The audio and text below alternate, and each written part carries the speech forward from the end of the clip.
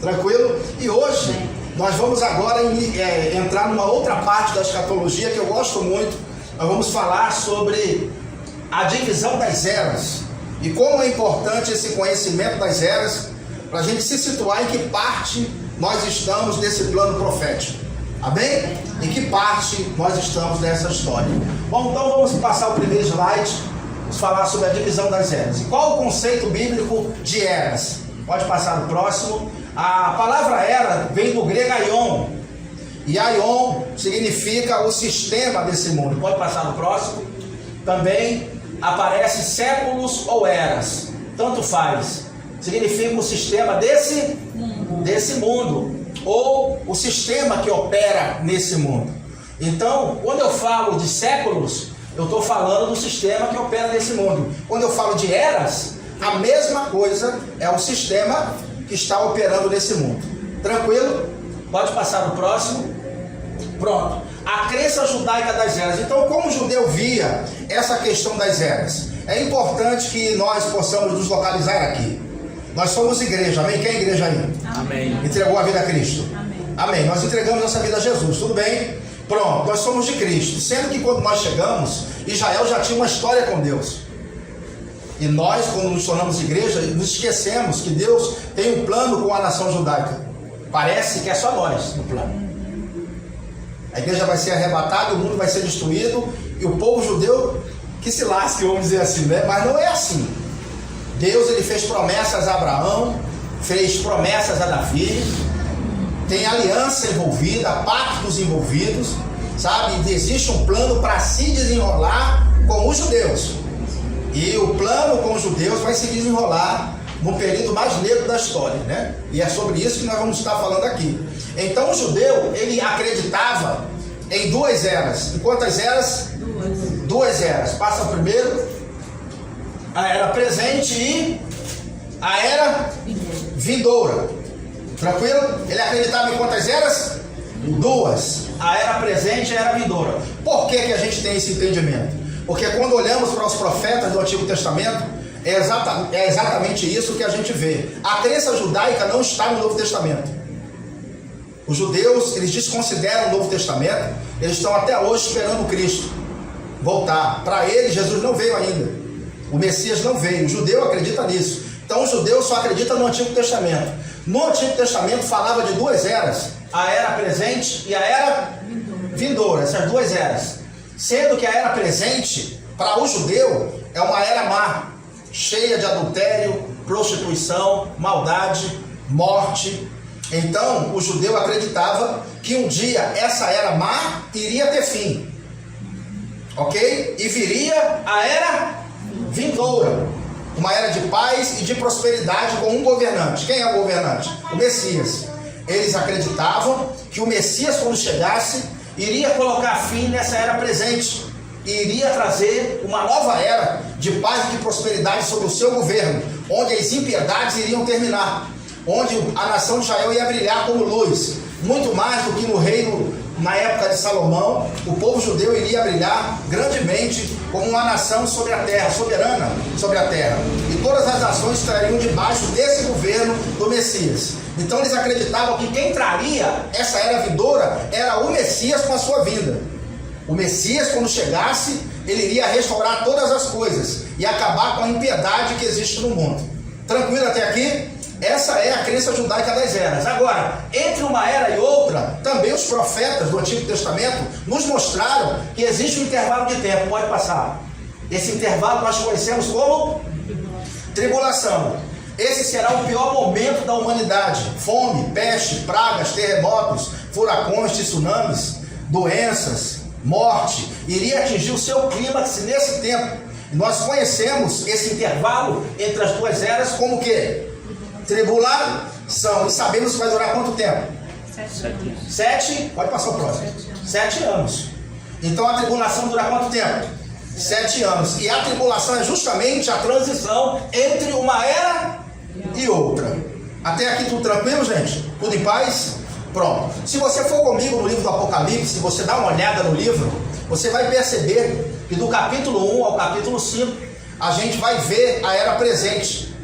E do 6 ao 18, que é o período da tribulação, a gente vai ver justamente o intervalo de tempo, porque a tribulação no Apocalipse vai do 6 ao 18. No capítulo 19, a gente vê o Cristo voltando para implantar a era vindoura. No capítulo 20, é o estabelecimento dessa era. O milênio é Cristo reinando, a era vindoura já começou.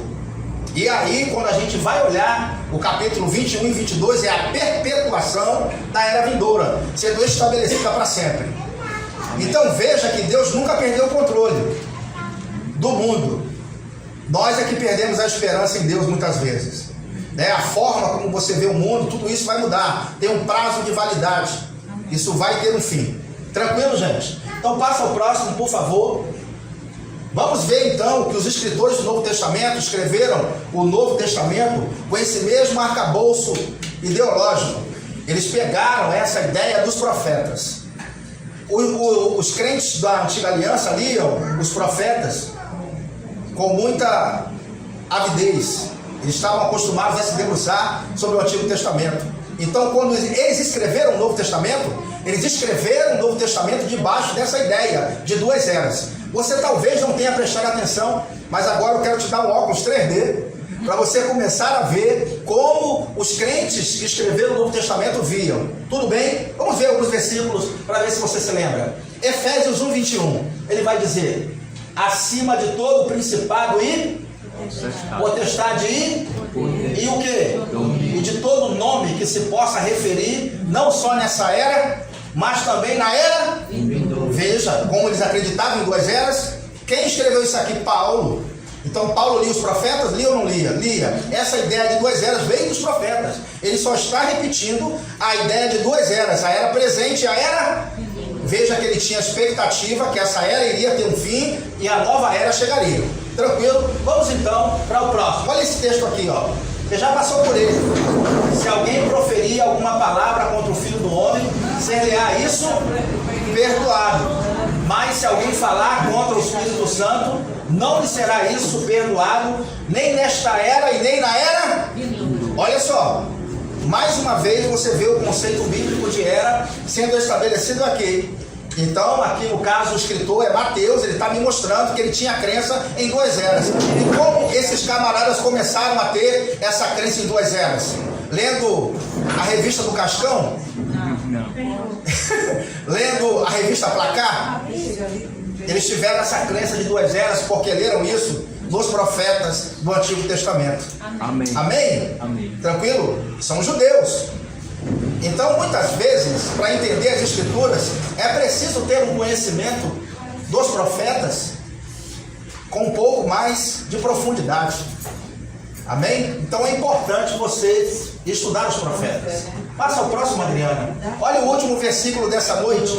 Ele vai dizer: é impossível, pois, que aqueles que uma vez foram iluminados e provaram o dom celestial e se tornaram participantes do Espírito Santo e provaram a boa palavra de Deus e os poderes de qual era? Vindoura. Observe que mais uma vez outro autor ele vai falar sobre a era vindoura. Eu teria mais uns 5 ou 6 textos para te mostrar, mas eu creio que já é o suficiente. Amém? Eu pude te mostrar que os escritores do Novo Testamento eles viam o mundo dividido também em duas eras, a era presente e a era vindoura. Nós sabemos que a era presente então ela tem um fim? Tem. E tem um intervalo de tempo entre uma era e outra? Tem? E nós chamamos esse intervalo de tempo de quê? Tribulação vai durar quanto tempo? 7 anos. Agora eu quero que você preste atenção bem na minha careca aqui. Olha só, irmãos, preste atenção no que eu vou dizer. Quando você vai ler o livro do Apocalipse, quem já leu o capítulo 5 de Apocalipse aí? Pronto, João vê um livro selado por dentro e por fora. E esse livro, o Cordeiro toma da mão daquele que está sentado no trono, que é Deus, né? Ele pega aquele livro e ele faz o quê? O livro é selado por dentro e por fora e tem quantos selos? 7. 7 selos. Pronto, ele começa a desatar os selos. Aquilo ali, aquele livro simboliza o controle de Deus sobre o mundo. Na verdade, é Deus decidindo o futuro da humanidade. Aquele livro é tudo que já está determinado para se cumprir na humanidade. E o que ele está fazendo é iniciando o processo de passagem das eras. Está entendendo? Porque a tribulação, ela tem um começo. E quem começa a tribulação é o próprio Messias. Nossa, eu poderia aqui entrar em outro texto aqui. A gente abrir uma lata de minhoca grande. Mas eu vou deixar para depois. Tranquilo? Preste atenção então, quem desata o selo é Jesus. É Ele que começa a era vindoura. O início, a passagem das eras. É Ele que começa a transição das eras, a tribulação, desatando o primeiro selo, depois o segundo, depois o terceiro, depois o quarto, e assim vai. Ele desata os 7 selos. Os selos é o início da tribulação, no capítulo 6. Tranquilo? Pronto, não é Ele que começa? E é Ele também que termina com a sua vinda. Significa que está batendo direitinho com aquilo que os judeus acreditavam, que só Deus poderia fazer a passagem das eras. Amém. Tinha que ser uma intervenção divina. Deus iria meter a mão no curso da história e iria mudar completamente as coisas.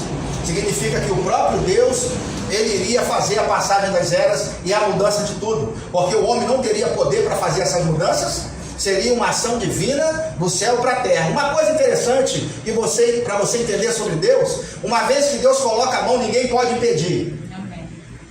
É um movimento, irmãos, divino, do céu para a terra. É o cordeiro que desata os selos, são os anjos que tocam as trombetas e são os anjos que derramam as taças.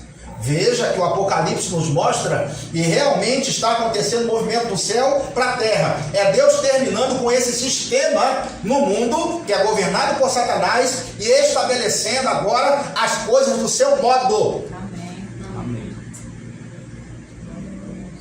É Deus fazendo as coisas do seu jeito. Não é mais do jeito do homem. Vai ser do jeito de Deus. Amém, irmãos? Glória a Deus. Vai ser do jeito dele. E é isso que a gente vê na passagem das eras. Vamos então passar o próximo. Eu quero te mostrar então a divisão das eras no Apocalipse. Eu já citei aqui. Vamos visualizar. Capítulo 1 ao 5 é a era presente. A igreja ainda na terra. Volta aí. Pronto. A era presente, pode voltar.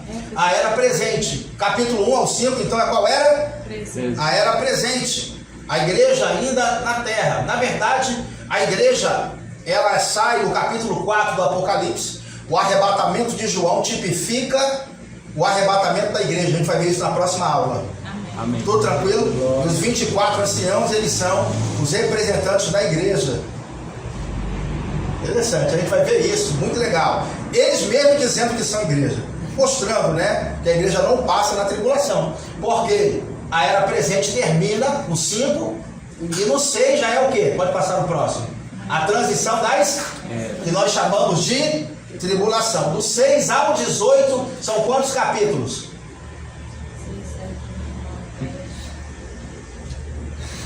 8, 5, 13. 13 capítulos. 13 capítulos. Veja que a maior parte do que está registrado no Apocalipse, com 22 capítulos, né? Apocalipse tem 22 capítulos, 13 capítulos é só sobre a tribulação. Essa transição das eras que os profetas falaram. E aí, no 19 é o que? A intervenção divina.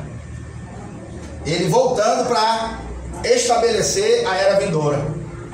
Massa, né? Aí passa o próximo. O capítulo 20 já é a era vindoura sendo completamente implantada, onde Satanás é preso e Cristo governa a partir de Jerusalém. A partir daí não tem mais para ninguém. Amém. É o Messias reinando e governando. Amém? 1000 anos ele vai reinar. E depois dos 1000 anos, a era vindoura vai ser perpetuada. Observe que a divisão das eras também se encontra no livro do Apocalipse. Pastor, o senhor estudou isso é um livro? Não, isso aí foi Deus que me revelou. É bem interessante, né? Olhando para o livro, eu só conseguia enxergar isso aqui. Eu fiquei mergulhado nesse livro 3 anos. E é exatamente isso que ele me mostrou. A mesma divisão das eras que a gente vê nos profetas, a gente vê também no livro do Apocalipse. Porque na verdade o Apocalipse, ele só está mostrando as profecias que foram ditas pelos profetas. É uma repetição daquelas profecias. Passa ao próximo então. Vamos falar agora 3 razões pelas quais a igreja não passa pela tribulação. No meu canal aqui tem um vídeo com 7 razões pelas quais a igreja não passa pela tribulação. Eu vou apresentar 3 por causa do tempo, mas se quiser assistir o vídeo, fique à vontade. Aproveite aí para se inscrever e dar também o seu like e compartilhar esse conteúdo com mais pessoas. Amém? Então vamos lá. 3 razões pelas quais a igreja não passa pela tribulação. Quem é esse cara aqui? Noé?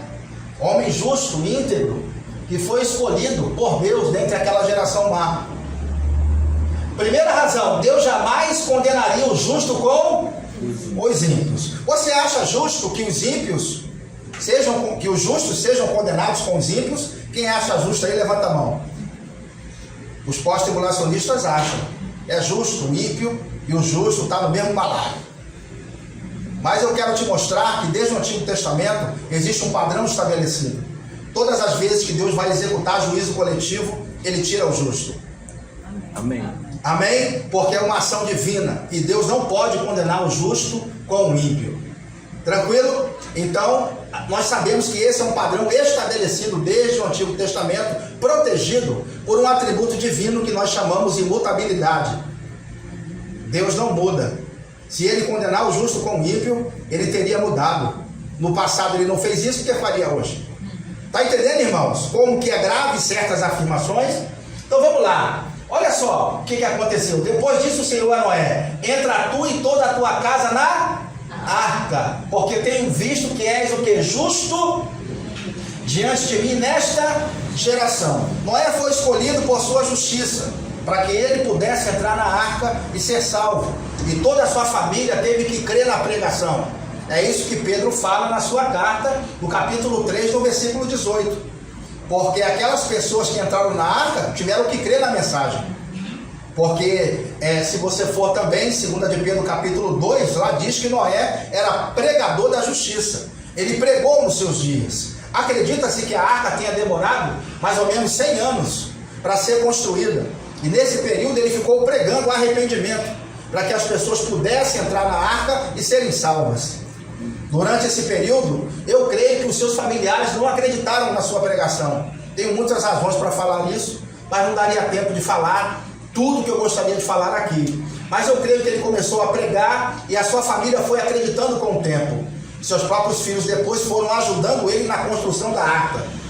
Eu creio dessa forma. Com o tempo eles creram na mensagem e eles entraram na arca pela própria perna. Porque Pedro, na segunda carta, diz que assim como eles entraram na arca, da mesma forma, aquilo prefigura o batismo. Porque quando aceitamos a Cristo como Salvador, temos que entrar na água para ser batizado com as próprias pernas. Amém. E isso é uma questão de crença. É necessário acreditar na mensagem, na pregação, para que eu, de livre e espontânea vontade, entre na água, para ser o quê? Batizado. E isso simboliza a minha completa decisão em Cristo. Não é isso? Da mesma forma, naquela época, aqueles filhos de Noé, os parentes e a esposa, tiveram que crer na pregação. Porque o texto fala da justiça de Noé, não fala da justiça dos seus filhos. Nossa! Não fala da justiça dos filhos, fala da justiça de Noé. Então, com o tempo, por raciocínio lógico, eu creio que eles foram crendo na mensagem e entraram na arca. O restante que não creu pereceu. Então, desde o Antigo Testamento, Deus ele sempre separa o justo para salvar quando ele vai enviar juízo coletivo. O que é juízo coletivo? É quando Deus decide julgar a humanidade ou julgar uma cidade. Os irmãos estão entendendo? Ele sempre tira o justo. Temos uma outra ocorrência? Temos. Passa ao próximo. Olha, essa razão aqui é uma razão fantástica, é ou não é?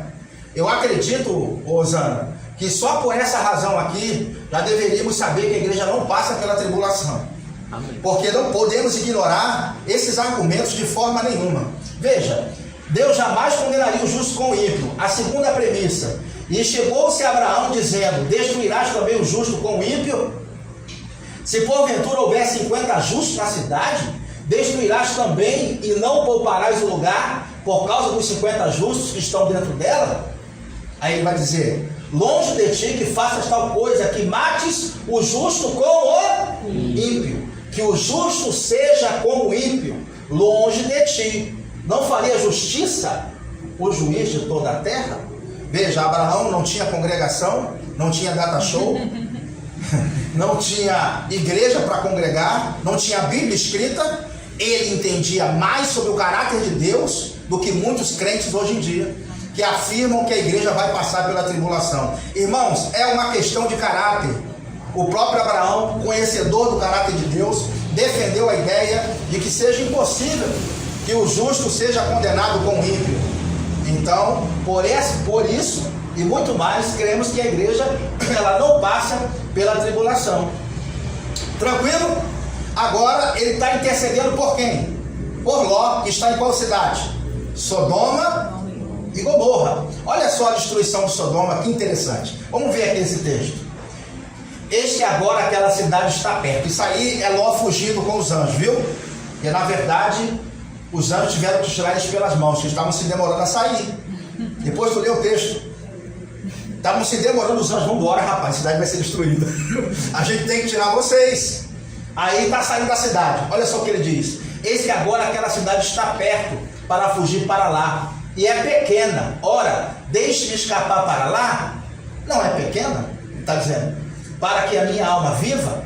E disse-lhe, eis aqui tenho te aceitado também nesse negócio, para não destruir aquela cidade de que falaste. Apressa-te e escapa-te para ali, porque nada poderei fazer enquanto não tiveres ali chegado. Por isso se chamou o nome da cidade o quê? Saiu o sol sobre a terra quando Ló entrou em... Veja que uma cidade inteira foi poupada porque o justo entrou lá. Interessante, né, irmãos? Certamente os moradores da cidade devem ter feito uma estátua em homenagem a Ló, o salvador da cidade. O justo entrou lá, Deus não pôde destruir a cidade. Interessante você perceber aqui a justiça de Deus em andamento, e ele jamais condenaria o justo com o ímpio. Antes ele tira o justo e depois condena só o ímpio. Não é assim? Então, um padrão estabelecido desde o Antigo Testamento. Passa o próximo. Então, se a igreja passar pela tribulação, estamos considerando então que Deus, ele mudou. Está se quebrando um atributo divino com imutabilidade, porque Deus não muda. Ele então teria mudado se ele permitir que a igreja passe pela tribulação.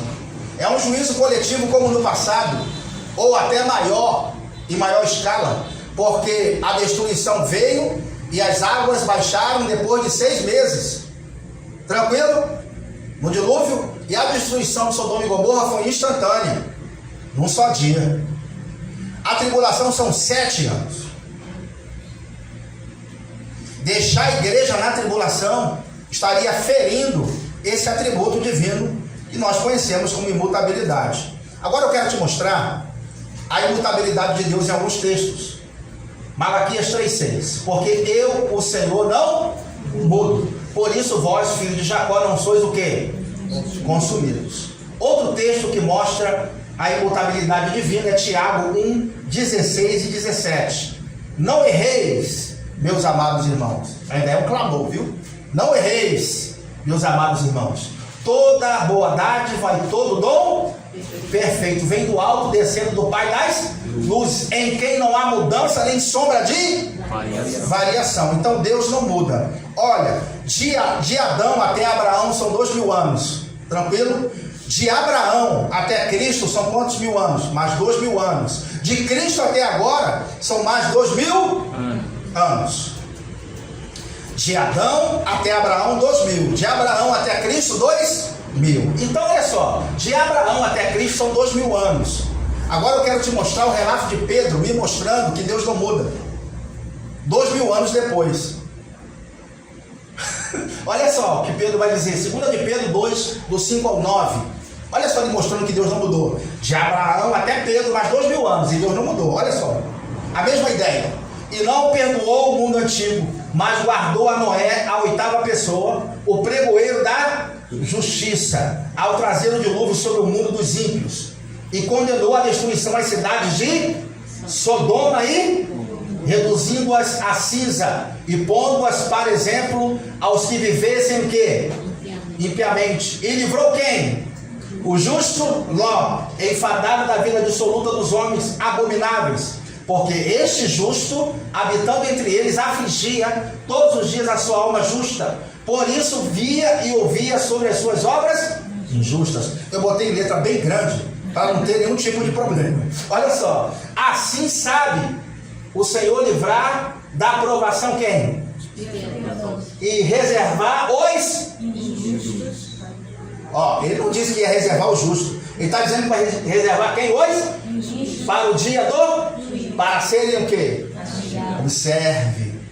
2000 anos depois, está aqui o meu amigo Pedro com a mesma ideia de que Deus não muda. E assim como Ló e sua família foram poupados, Noé e sua família foram poupados, ele dá os dois exemplos e ele termina dizendo que o Senhor sabe reservar os injustos para o juízo e guardar o justo.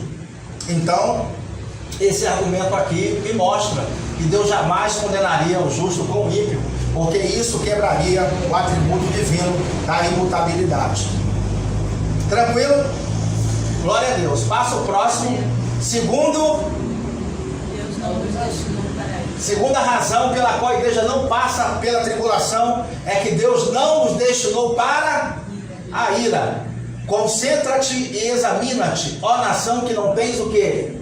Pudor, antes que saia o decreto, pois o dia se vai como a palha, antes que venha sobre ti o furor da ira do Senhor. Sim, antes que venha sobre ti o dia da ira do Senhor. Buscai o Senhor, vós todos os mansos da terra, que cumpris o seu juízo. Buscai a justiça, buscai a mansidão, porventura lograreis esconder-vos no dia da ira do Senhor. Essa expressão, ira do Senhor, eu estou fazendo questão de ler o texto de Sofonias. É um texto que todo mundo lê todo dia, né, Sofonias? É um texto que o pessoal bota aí uma de geladeira, bota Sofonias, é um profeta esquecido. Eu estou fazendo questão de ler esse texto para te mostrar que essa expressão ira do Senhor é uma expressão dita nos profetas. E ela simboliza justamente o período da tribulação, o tempo de angústia de Jacó, como diz o profeta Jeremias. Me mostra que haverá um período de ira. E essa ira do Senhor aqui é interessante entender que não é que Deus se ira. Uma irmã me perguntou uma vez: pastor, então Deus se ira? Como que Deus se ira se ele fala para a gente, não ireis, ou não se irais, né? Não se põe o sol sobre a sua. Irai-vos, mas não pequeis. Outra passagem diz, não se põe o sol sobre a vossa ira. Como que Deus me recomenda não se irar e ele está irado? É porque o português é pobre na frente do hebraico e do grego. Ira aqui significa uma punição imposta por juízes. Significa julgamento. É mais ou menos como se o juiz olhasse e visse que aquilo precisaria de uma justiça, e o juiz dissesse assim: 100 anos para esse cara aí, ou 200 anos. Está entendendo? É a justiça em andamento, porque a justiça não foi criada na terra, a justiça foi criada no céu. Muito do que a gente experimenta hoje de moralidade são princípios estabelecidos desde o céu, irmão. Quem inventou a cadeia foi quem? Foi Deus. Tem anjos aprisionados.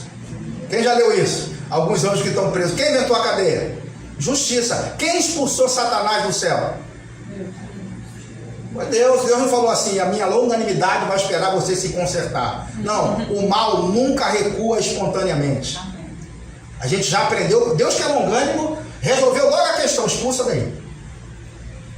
Um terço dos anjos caiu, mostrando justiça, irmãos. Veja como Deus é justo. E dependendo do conhecimento que alguém tenha, a justiça de Deus tem que se manifestar. O que nós estamos vendo aqui, ira do Senhor, então, é uma manifestação de justiça. Haverá um tempo de transição das eras, isso precisa ser feito, e de fato vai ser 7 anos que a terra vai passar por um período de purificação. Apenas aqueles que crerem durante o período da tribulação entrarão para o reino.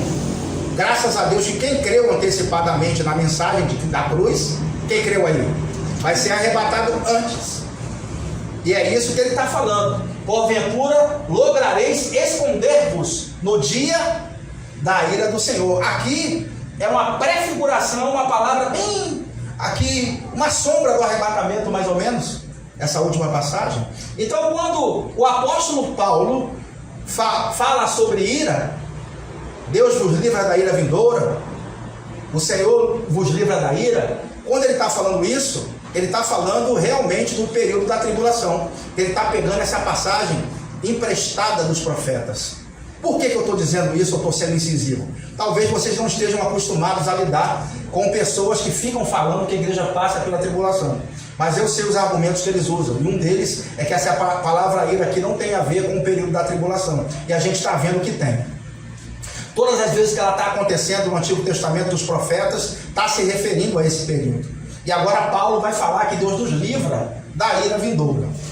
Tranquilo? Vamos ver algumas passagens. Romanos 5, do 8 ao 9, ele diz: mas Deus prova o seu próprio amor para conosco, pelo fato de ter Cristo morrido por nós, sendo nós ainda o quê? Pecadores. Logo, muito mais agora, sendo o quê? Justificado pelo seu sangue, seremos por ele salvos da ira. Observe que ele está falando sobre sermos salvos da ira futura, que vai se manifestar. Tranquilo? Passa ao próximo, por gentileza. 1 Tessalonicenses 1:10. E para aguardar dos céus o seu Filho, a quem ele ressuscitou dentre os mortos, Jesus, que nos livra da ira vindoura. Observe que essas passagens estão mostrando claramente que a igreja não passa pela tribulação. Paulo está escrevendo aos Romanos, uma igreja que estava em Roma, e agora está escrevendo para a igreja de Tessalônica, dizendo que Deus nos livra da ira vindoura. Passa ao próximo. Olha essa, 1 Tessalonicenses 5, do 1 ao 3. Vamos conjugar alguns verbos juntos aqui? No capítulo 4, Paulo vai falar sobre o arrebatamento. A gente estudou esse texto na aula passada. Tranquilo? No capítulo 4 ele fala sobre o arrebatamento. E agora, no capítulo 5, ele vai falar sobre o dia do Senhor, ou sobre o período da tribulação. Ele diz: irmãos, relativamente aos tempos e às épocas, não há necessidade de que eu vos escreva, pois vós mesmos estáis inteirados com precisão de que o dia do Senhor vem como ladrão de noite. Essa expressão, dia do Senhor, não é um único dia. Os irmãos estão entendendo? Não é um único dia, mas é um período de tempo. O dia do Senhor aqui, ele começa com a tribulação, passa pelos 7 anos, inclui a segunda vinda de Cristo e inclui também o milênio. Porque um dia para o Senhor é 1000 anos, e 1000 anos um dia. O dia do Senhor aqui, tecnicamente falando, nesse texto, se refere ao período da tribulação, porque é o dia da intervenção divina. É o dia do Senhor porque é Deus resolvendo. Os irmãos estão entendendo? É Deus intervindo no curso da história. É Ele fazendo. Aí ele diz assim: quando andarem dizendo paz e segurança, eis que nos sobrevirá repentina destruição. Está assim? Não, yes. Por que está alheio? Porque a gente não passa. Senão ele falava, então nos virá repentina destruição. Por que está alheio? No capítulo 4 ele fala sobre o arrebatamento da igreja. E no 5 agora ele está falando sobre a tribulação em si. E ele coloca, não se coloca, porque ele tinha certeza que ia ser arrebatado antes. Glória a Deus, irmãos. Ele coloca aqui, ó, eis que lhes sobrevirá repentina destruição, como vem as dores de parto, aqui está para dar a luz, e de nenhum modo escaparemos. Tá assim? Por que escaparão? Porque não é para nós, é para quem ficar. Amém. É simples, irmãos, é simples. Nós não precisamos mudar a Bíblia ou fazer malabarismo. Os textos eles vão se completando. É só aceitar. Amém? É só aceitar. Mas tem gente que quer passar pela tribulação de qualquer jeito. Tem gente que tem uma fissura no anticristo, um fetiche no anticristo, quer ver o anticristo de qualquer jeito. Ainda bem que Deus não vai deixar essa turma, não sabe nem o que quer, né? Não sabe nem o que está pedindo. Dura coisa pediste, né? No caso da unção dobrada. 1 Tessalonicenses 5, do 8 ao 9. Vamos ler. Nós, porém, que somos do dia, sejamos sóbrios, revestindo-nos da couraça da fé e do amor, e tomando o capacete a esperança da Salvação. porque Deus não nos destinou para a Ira. mas para alcançar a salvação mediante o nosso Senhor. Então Deus não nos destinou para é suficiente, irmão? Ou quem ainda acha que vai passar pela tribulação aí? Bom, se achar, ainda tem mais um. Passa a terceira razão. A terceira razão pela qual a igreja não passa pela tribulação é que a igreja volta com Jesus no final da tribulação. Ora, se a igreja está voltando com Jesus, como é que ela pode estar passando pela tribulação? Né? É interessante, né? Se a igreja está voltando no final da tribulação, como que ela pode estar passando pela tribulação? Olha esse texto de Zacarias 14:5. Fugireis pelo vale dos meus montes, porque o vale dos montes chegará até Azal. Sim, fugireis como fugistes do terremoto nos dias de Uzias, rei de Judá. Então virá o Senhor, meu Deus, e todos os santos com ele. Bom, a igreja é arrebatada antes da tribulação, fica com Cristo 7 anos, e no final da tribulação voltamos com Jesus, porque ele vai reinar sobre a terra. Tranquilo, gente? Amém. Passa ao próximo então. Olha o texto de Judas 1,14. Quanto a este foi que também profetizou Enoque, o sétimo depois de Adão, dizendo: eis que vem o Senhor com milhares dos seus santos. Está vendo? Para exercer juízo contra todos e para fazer convictos todos os ímpios acerca de todas as obras ímpias que impiamente praticaram, e acerca de todas as palavras insolentes que ímpios pecadores proferiram contra ele. O texto diz que ele voltará com milhares do... Volta lá, por favor. Aí. Então, este vem o Senhor com milhares dos seus santos. Mais uma vez mostrando que a igreja volta com Jesus no final da tribulação. Ela não pode estar passando pela tribulação se ela está voltando com ele. Passa ao próximo. Olha esse. Aquele texto que nós lemos na semana passada. Alegremos-nos, exultemos e demos-lhe glória, porque são chegadas as bodas do Cordeiro, cuja esposa a si mesmo se ataviou, pois lhe foi dado vestir-se de linho finíssimo, resplandecente e puro, porque o linho finíssimo são os atos de justiça dos santos. Então aqui está a esposa, que antes era noiva, foi arrebatada, tá certo? E agora, casada, agora já se tornou esposa, ela está voltando com Jesus. E ela está vestida de linho finíssimo, branco e puro. Tranquilo? Olha o 14. Passa ao próximo, Adriano. Viu o céu aberto e eis um cavalo branco, isso é Cristo voltando, após a tribulação. O seu cavaleiro se chama Fiel e Verdadeiro, e julga e peleja com justiça. Os seus olhos são como chama de fogo, na sua cabeça há muitos diademas. Tem um nome escrito que ninguém conhece, senão ele mesmo. Está vestido com um manto tinto de sangue, e o seu nome se chama o Verbo de Deus. E seguiam-no os exércitos que há no céu, montados em cavalos brancos. Estão vestidos como? Com vestiduras de linho finíssimo, branco e puro. Então a igreja voltando com Jesus, mais uma vez é mostrado que ela não pode estar passando pela tribulação. Último texto para a gente jogar a pá de cal. Passa ao próximo, por favor. Apocalipse 17 é o anúncio da vitória do Cordeiro após a queda da grande cidade. Ele diz: pelejarão eles contra o Cordeiro. Eles quem? O exército do anticristo, tá certo? E o Cordeiro os vencerá, pois é o Senhor dos senhores e o Rei dos reis. Vencerão também os chamados o quê? Eleitos e que estão com ele. Veja como Cristo volta, a gente volta junto com ele no final da tribulação. Então a igreja não pode estar passando pela tribulação, já que ela volta com Jesus no final. É mais um argumento. Tranquilo? Tem 7 razões.